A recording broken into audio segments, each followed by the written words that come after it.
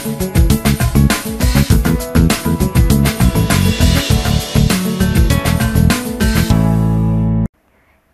To Hyderabad కు చేరింది పందెం కోడి.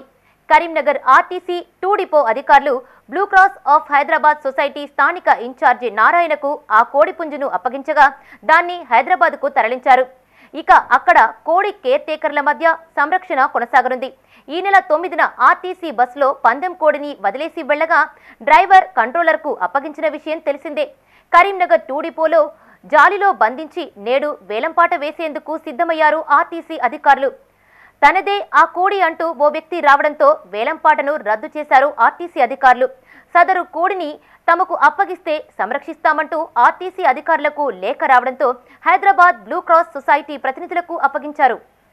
ఎట్టకేలకు పందెం కోడి హైదరాబాద్ బ్లూ క్రాస్ సొసైటీకి చేరింది. కరీంనగర్ ఆర్టీసీ 2 డిపోలో నుండి కోడిని స్వాధీనం చేసుకున్నారు సొసైటీ జిల్లా ఇన్ఛార్జి తూమ్ నారాయణ.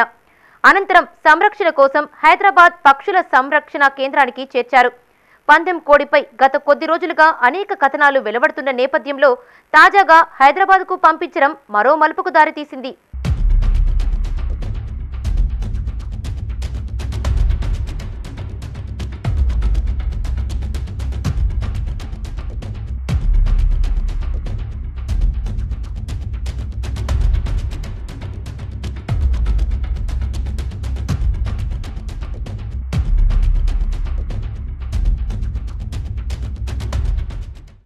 పందెం కోడికి వేలంపాట ప్రకటనతో పలు ప్రాంతాల నుండి కరీంనగర్కు చేరుకున్నారు పలువురు.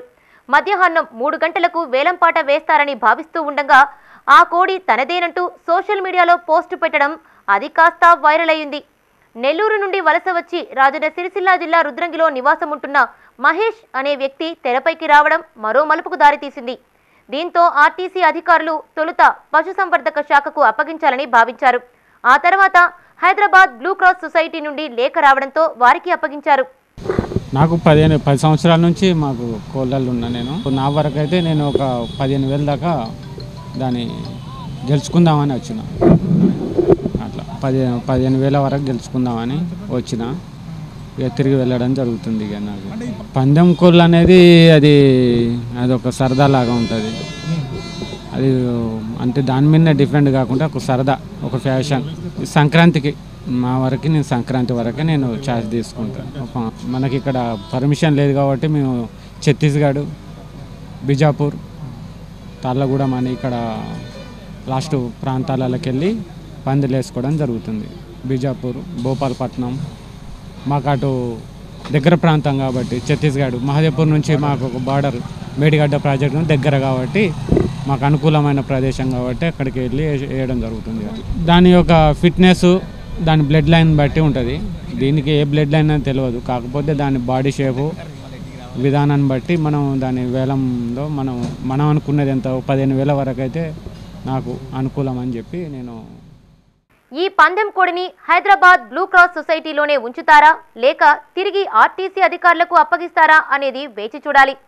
తనదే కోడి అని చెబుతున్న సదరు మహేష్ అనే వ్యక్తి బ్లూ క్రాస్ సొసైటీ ప్రతినిధులను సంప్రదిస్తాడా లేక తన ప్రయత్నాన్ని విరమించుకుంటాడా అనేది తేలాల్సి ఉంది.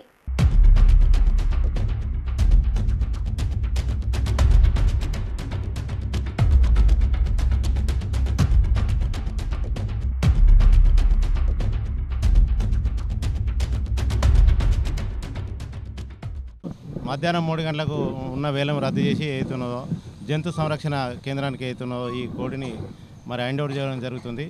తూమ్ నారాయణ గారికి మరి ఆథరైజేషన్ లెటర్ ద్వారా మరి ఇవ్వడం జరిగింది మీ అందరి సమక్షంలో.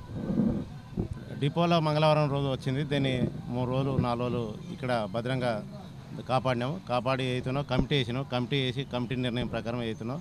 వేలం ఉన్నదాన్ని రద్దు చేసి మరి జంతు సంరక్షణ కేంద్రం వరకు ఇప్పుడు హ్యాండ్ ఓవర్ చేయడం జరుగుతుంది. కమిటీ నిర్ణయం ఏదైతుందో దీన్ని తీసుకునే నిర్ణయం కమిటీతో డిస్కషన్ చేసి యాక్ట్ ప్రకారం జంతు సంరక్షణ యాక్ట్ ప్రకారం వాళ్ళకి హ్యాండ్ ఓవర్ చేయడం జరుగుతుంది. ఈరోజు ఈ కోడిని హ్యాండ్ ఓవర్ చేసుకొని బ్లూ క్రాస్ సంస్థకు తరలించడం జరుగుతుంది. ఇది యాక్ట్ ప్రకారం. అలాగే నాకు ఆథరైజ్ లెటర్ కూడా నాకు ఆ బ్లూ క్రాస్ తరఫున నాకు ఇక్కడికి కరీంనగర్కి పంపించారు. పంపిస్తే డిపో మేనేజర్ గారు మాకు అప్పగించడం జరిగింది. ఇప్పుడు ఆయన ఓనర్ గిట్ట వస్తే మీరు ఇస్తారా? లేదండి, బ్లూ క్రాస్ హ్యాండ్ ఓవర్ చేస్తాం. అటువంటి ఎవరైనా వస్తే ఎవరికి ఏమి ఉండదండి. ఇవాళ తీసుకెళ్తాం. Hyderabad Madhapur blue cross of Hyderabad.